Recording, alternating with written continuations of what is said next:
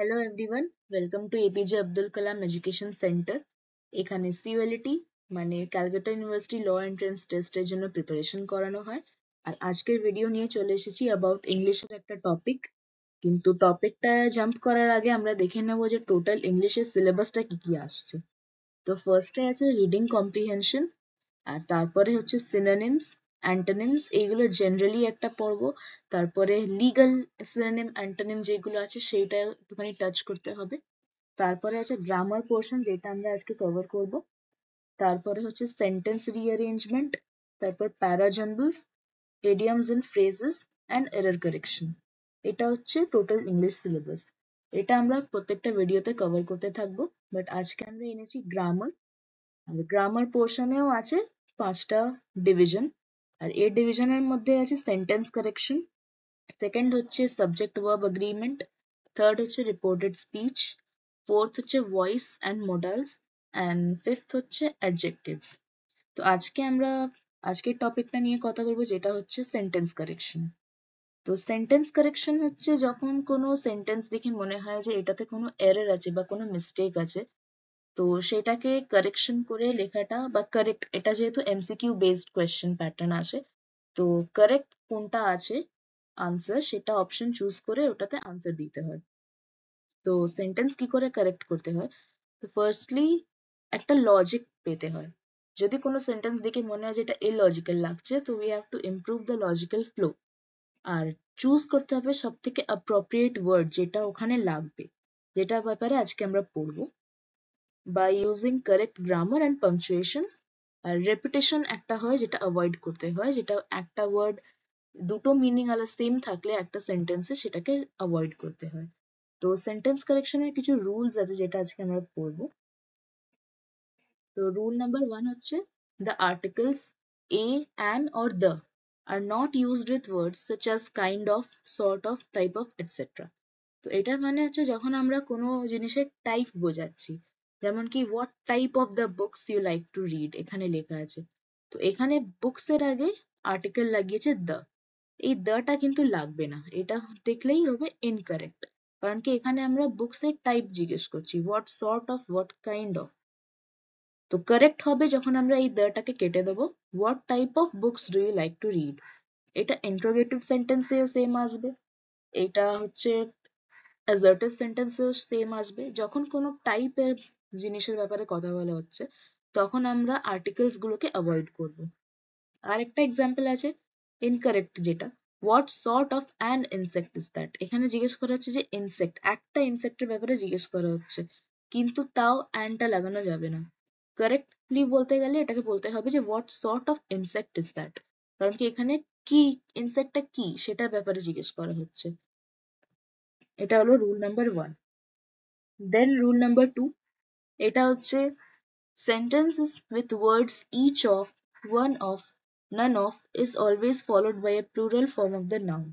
যেমন কি এক্সাম্পলস এ আসছে each of the player performed well in the match, এটা হচ্ছে incorrect। যখন each of আসবে তখন একটা প্লুরাল ফর্ম লাগবে। এটার মিনিং হচ্ছে, এর রিজন হচ্ছে, কারণ কি এটা বলা হচ্ছে না যে এভরি প্লেয়ার্স পারফর্মড ওয়েল, এটা বলা হচ্ছে না। ইচ অফ দ্য প্লেয়ার্স, এখানে কিন্তু আমরা একটা প্লেয়ারের কথা বলছি, একটা, one out of a group. Each of the players, that means যে প্লেয়ার্স এর একটা গ্রুপ আছে। ধরো একটা ক্রিকেট টিমে 11 প্লেয়ার্স আছে, তাতে ইচ অফ দ্য প্লেয়ার্স আমরা একটার কথা বলছি। তো each of the players performed well in the match. Second example আছে none of the student scored above 90% in the boards. তো none of the student বললে এটা ভুল মনে হচ্ছে, illogical মনে হচ্ছে সেন্টেন্সটা। তো এটাতে আমরা প্লুরাল ফর্ম লাগাবো, যে none of the students scored above 90% in the boards. তো একটা স্টুডেন্ট তো আর পড়ছে না একটা ক্লাসে স্টুডেন্টস পড়ছে, ধরো 100টা স্টুডেন্ট পড়ছে। তো 100টা স্টুডেন্টের মধ্যে none of the students, কত 100 স্টুডেন্টস এর মধ্যে কোনো একজনও অ্যাবাভ 90% স্কোর করতে পারেনি। তো এটা হচ্ছে জেনারেল রুল নাম্বার 2। দেন আসছে জেনারেল রুল নাম্বার 3, যেটা হচ্ছে the collective noun text the plural verb when not used as a single unit.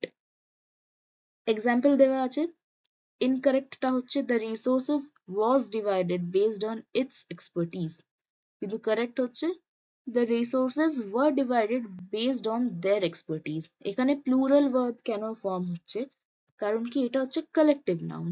Resources যেই ব্যাপারটা বলা হয়েছে, রিসোর্সেস হচ্ছে একটা কালেকটিভ নাউন, রিসোর্সের প্লুরাল ভার্বটা। তো resources was divided based on its expertise।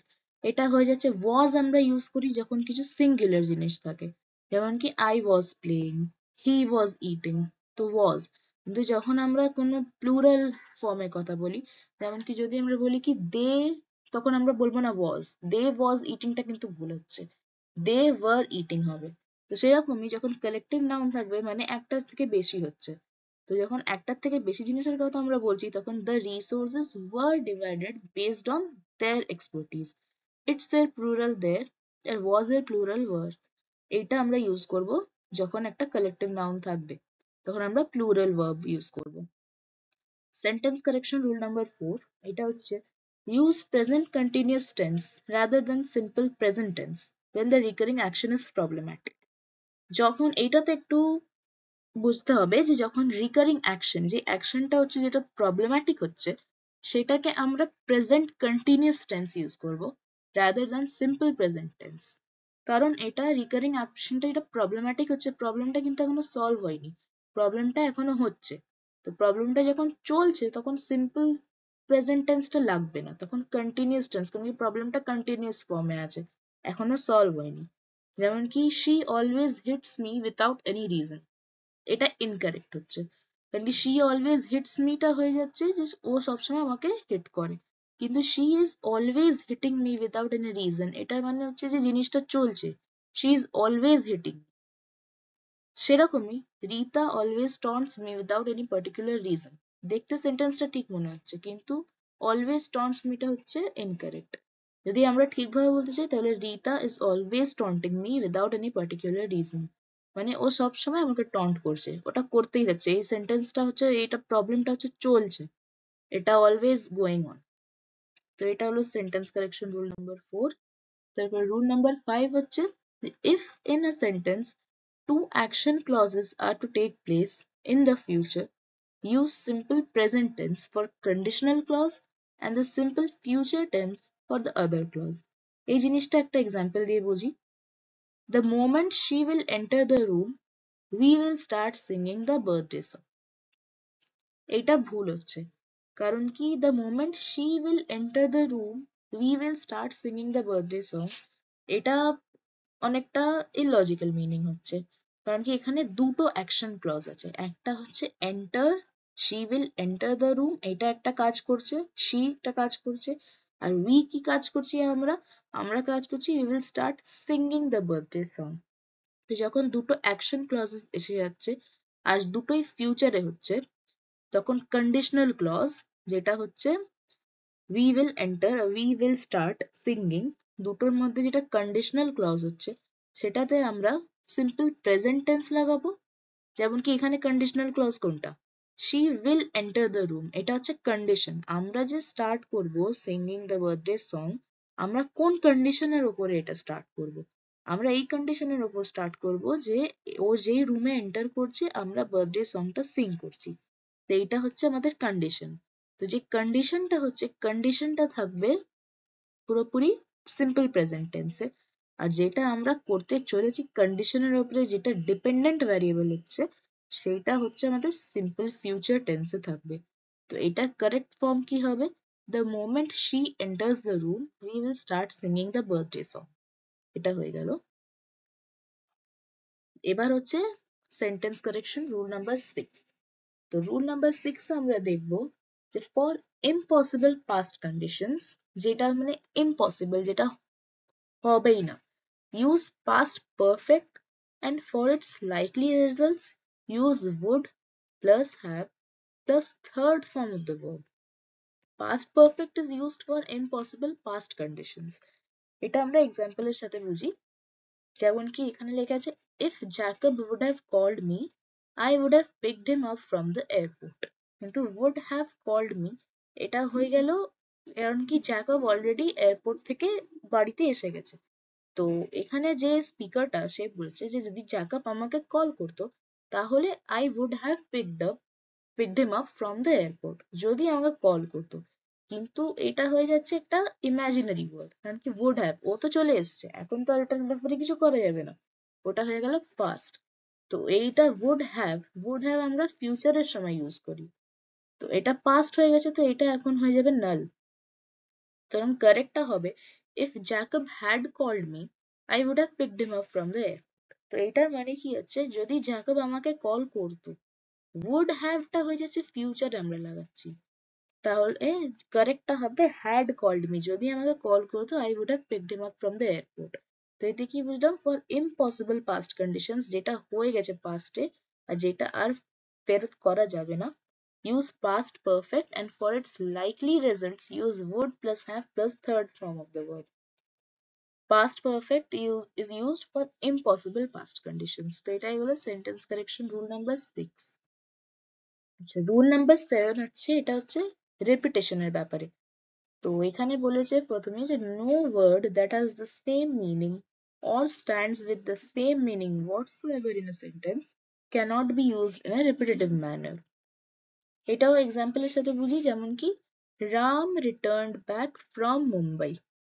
এখানে কিন্তু সেন্টেন্সটা Ram returned back from Mumbai. তো রিটার্নড এর মানেও ও রিটার্ন আসছে মুম্বাই থেকে একটা ধরো কলকাতা, মুম্বাই থেকে ও ফেরত আসছে, তো ওটা হচ্ছে রিটার্ন হচ্ছে। আর যদি রাম কাম ব্যাক করছে, তো সেইটাও ও রিটার্নই করছে, এটা দুটো মিনিং সেম হচ্ছে। তো Ram returned back from Mumbai, এই দুটো যে ওয়ার্ড রিটার্ন আর এই ব্যাক, এই দুটো ওয়ার্ড একসাথে রাখলে ইললজিক্যাল মিনিং আসছে। আর she hardly has any food to give you, she hardly, ওর কাছে hardly has any food to give you, hardly R any এর meaning almost same। তো the correct way, এগুলো হচ্ছে ভুল। তো the correct way of saying these should be Ram came back from Mumbai। Ram Mumbai থেকে এসে গেছে, কেম back from Mumbai, returned back নয়, ব্যাক মানেই ফেরত আসছে।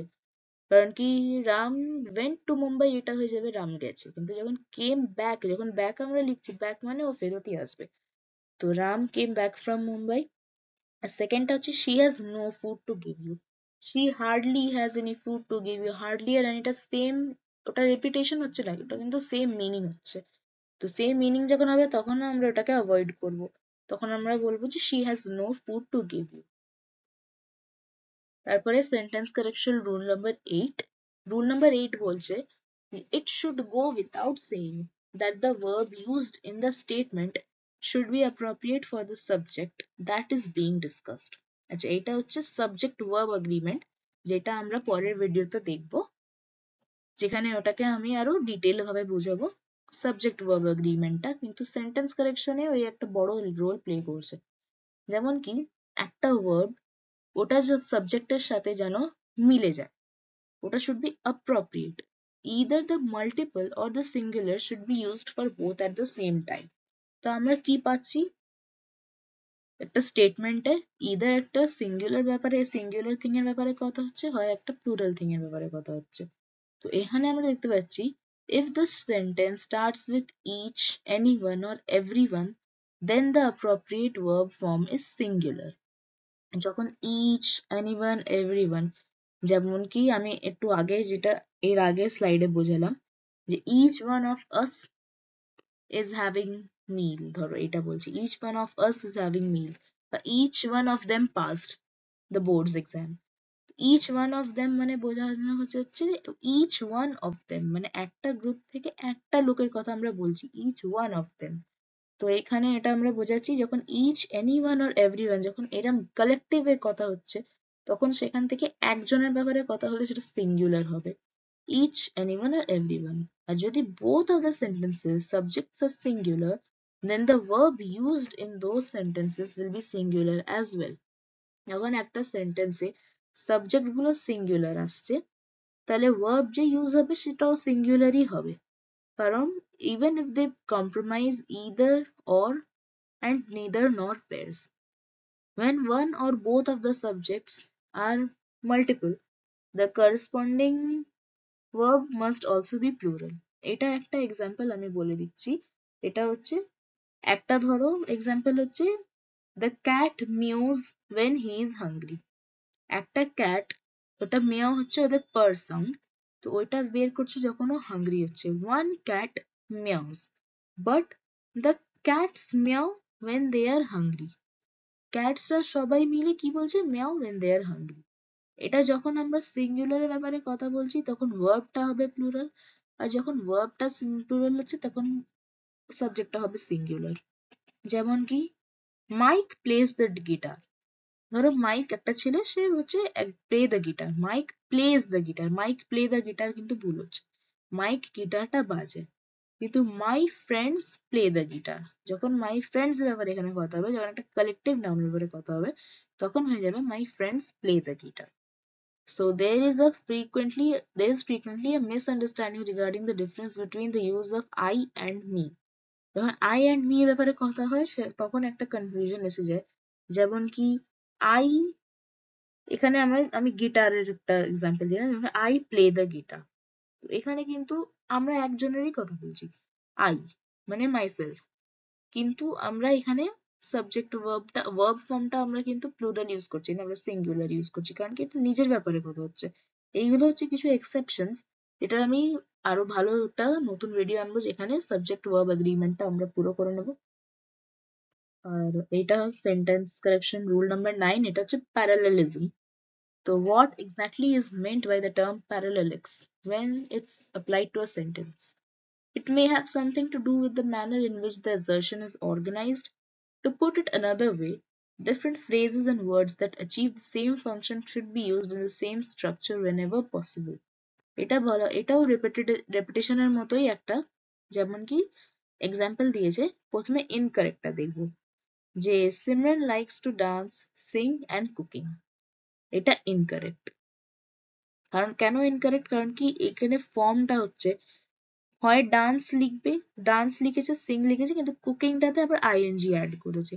তো এইটা হয়ে গেল যে অ্যাসার্শনটা অর্গানাইজড লাগছে না। সেম ফাংশন যখন ইউজ হবে, যখন ফাংশনটা সেম, যখন সিমরান একটাই মেয়ে যখন কাজ করছে, তখন ওই কাজ করছে যখন সেম জিনিসটা, তখন ওর এইগুলো যে ডান্স, সিং আর কুকিং, যখন আইএনজি লাগাবো সবকটাতে আইএনজি লাগাবো, যখন আইএনজি লাগাবো না কোনোটাতে আইএনজি লাগাবো না। কারণ কি একটাই মানুষ কিছু ফাংশন করছে এখানে। তো কারেক্ট কি হবে? ইদার এটা হবে কারেক্ট, না হলে এটা হবে কারেক্ট, দুটোই কারেক্ট ওয়ার্ডস। তো প্রথমেরটা দেখবো, Simran likes to dance, sing and cook. Simran কি করে? ডান্স করে, সিং করে অ্যান্ড কুক করে। কিন্তু যখন আমরা এটাকে আলাদা ফর্ম ভাবে বলবো, তখন Simran likes dancing, singing and cooking. Simran এই তিনটে পছন্দ করে, to dance, to sing, to cook. যখন সিমরান লাইকস ডান্সিং, তো Simran likes dancing, Simran likes singing and she likes cooking. যখন আমরা একটা ওয়ার্ড ডান্সিং ইউজ করবো, তাহলে অন্য দুটো ফাংশন যে করছে সিমরান, তো সেটাও দেখবো যে যেন আইএনজি ফর্ম, আর যদি এমনি ভার্ব ফর্ম হয় সেটা ঠিক হয়। তারপরে আসছে সেন্টেন্স কারেকশন রুল নাম্বার 10। এটা হচ্ছে error in modifiers. So where do you believe the modifiers ought to be placed in your opinion? Indeed, they have to be positioned right next to the subject that they modify. Modifiers হচ্ছে যখন আমরা একটা verb বা একটা noun এর ব্যাপারে কথা বলছি, তো সেটার নেক্সটে আমরা মডিফায়ারটাকে ইউজ করবো। যেমন কি এখানে এক্সাম্পল প্রথমে ইনকারেক্টটা দেখবো, the woman was stung by a scorpion while she was sitting in the courtyard. এই পিকচারে আমরা ইমাজিন করব যে একটা ওম্যান, একটা স্করপিয়ন একটা গার্ডেনে, একটা কোর্টইয়ার্ডে বসে আছে, যেখানে ওকে ওম্যানটাকে একটা স্করপিয়ন এসে স্টিং করেছে। কিন্তু ইন দিস পিকচার যদি আমরা এটা ইমাজিন না করি, যদি আমরা শুধু সেন্টেন্সটা পড়ি, তো it's impossible to tell whether the scorpion or the lady is occupying the seat in the garden. কারণ কি এখানে লেখা আছে sitting, she was sitting। এবার she আমরা স্করপিয়নেও ইউজ করতে পারি, কারণ কি অ্যানিমালস যে he she majorly generally it use হয়, বাট সি আমরা ইউজ করতে পারি। তো আমরা কি করে বুঝবো যে ওম্যানটা বসেছিল, স্করপিয়নটা এসেছে, না স্করপিয়নটা বসেছিল, ওম্যানটা এসে বসেছে ওর উপর, সেই জন্য ওটা স্টিং করেছে? তো সেটা তো জানা যাচ্ছে না এখান থেকে। So this is not the optimal approach. তো এটাকে ঠিক করে লিখতে গেলে আমাদের লিখতে হবে যে sitting in the garden she was stung by a scorpion. এখানে কে গার্ডেনে বসে আছে? Sitting in the garden she was stung by a scorpion. এখানে কি লেখা আছে, they have to be position right next to the subject that they modify. তো এখানে আমরা রাইট নেক্সট তো করতে পারছি না, কিন্তু যতটা সম্ভব অতটা আমরা এটার কাছে রাখার চেষ্টা করব। তো sitting in the garden, she was stung by a scorpion. তো she was stung by a scorpion. তো সিটিং ইন দ্য গার্ডেন কে ছিল, she. Sitting in the garden, the scorpion stung the woman, এটা কিন্তু আমরা লিখিনি। এটা লিখলে মনে হতো যে স্করপিয়নটা বসে আছে, কিন্তু যেহেতু মেয়েটা বসে আছে, তো sitting in the garden she was stung by a scorpion. তো এটা হচ্ছে মডিফায়ার রুল। তারপরে এসছে সেন্টেন্স কারেকশন রুল নাম্বার 11, যেটা হচ্ছে কম্প্যারিজনস এর উপরে। তো comparisons should be only be made between objects that are comparable to one another, such as the population of London is greater than that of any other city in India. So এখানে আমরা কিসে compare করছি? Between objects that are comparable to one another, যেটা হচ্ছে compare করার মতো যোগ্য, যেমন কি দুটো হচ্ছে সেম লেভেলে আছে, দুটো ইকুয়াল লেভেলে আছে, দুটো একটা বড় একটা ছোট এরকম কিন্তু নয়। যেমন কি এখানে আমরা কম্পেয়ার করছি দ্য পপুলেশন অফ লন্ডন আর any other city in India. তো লন্ডন কি কোনো কান্ট্রি বা লন্ডন কি কোনো নেশন? না, লন্ডন হচ্ছে একটা সিটি ইন ব্রিটেন। তো আমরা এখানে বলতে চাচ্ছি যে London, population of London is bigger than any other city in India. So an accurate comparison should be made between the sizes of both of the respective populations. তো populations এর উপরে এটা বলা হচ্ছে, কারণ কি আমরা পপুলেশনের ব্যাপারে বলছি। যদি আমরা সাইজ বলতাম, the size of London is greater than that of any other city in India, তখন আমরা সাইজের কম্প্যারিজন করছি। কিন্তু যখন আমরা পপুলেশনের কম্প্যারিজন করছি, তখন আমাদের এটা বুঝতেই পারছি যে any other city in India, India সিটিতে আমরা পপুলেশনের ব্যাপারেই সেটা কম্প্যারিজনটা করছি। Therefore, the phrase that ought to be used is the population of London is greater than that of every other municipality in India. এটা কি করে রং হলো? কারণ কি এখানে বলা হচ্ছে মিউনিসিপ্যালিটি, কিন্তু লন্ডন মিউনিসিপ্যালিটি না, লন্ডন হচ্ছে একটা সিটি। তো আমরা সিটি আর মিউনিসিপ্যালিটির মধ্যে কম্পেয়ার কেনই বা করবো? আমরা কম্প্যারিজন করব যেটা হচ্ছে সেম জিনিসের উপরে, সেম সেম যারা একটা সেম লেভেলে আছে। তো লন্ডন একটা সিটি, তো আমরা any other city in India, যেমন কি এখানে আমরা সিটিতে লিখতে পারতাম, যেমন কি আমরা মুম্বাই লিখতে পারতাম। Any other, the population of London is greater than Mumbai, এটা আমরা লিখতে পারতাম। কিন্তু মিউনিসিপ্যালিটি যে লিখে দিচ্ছি, আমাদের লন্ডনটা এটা হয়ে যাচ্ছে, লন্ডন বিগার লেভেলে চলে যাচ্ছে, তো এটা হয়ে যাচ্ছে রং। তো এটা মাথায় রাখতে হবে যে whenever using the comparative degree with then, it is important to ensure that the object being compared is separated from the rest of the class of things, যেটা বললাম যে কান্ট্রির সাথে the population of Britain is greater than India, এটা লিখলে হতো। Rest of the class of things, একটা class of things কে আমরা কম্পেয়ার করি। যখন আমরা ওয়ার্ক কম্পেয়ার করি তো ওয়ার্ক, যখন আমরা কান্ট্রি কম্পেয়ার করছি কান্ট্রি, পপুলেশন তো পপুলেশন, তো এরকম করে কম্প্যারিজনটা হবে। তো আজকের জন্য এটাই ছিল। আজকে আমরা কভার করলাম গ্রামার পোর্শনের সেন্টেন্স কারেকশন পোর্শনটা। তো যেহেতু গ্রামারটা 5টা ভাগে divided, will be adding more videos, যেটা আর 4টে আছে, প্লাস আরো যে সিলেবাসটা পুরো কমপ্লিট করার চেষ্টা করব। তো থ্যাংক ইউ। আর এটা আমাদের টেলিগ্রাম APJAC, এখানে যদি কোনো কোয়েরিজ থাকে তাহলে সেটা আস্ক করতে পারো। আর do subscribe to our channel. Thank you.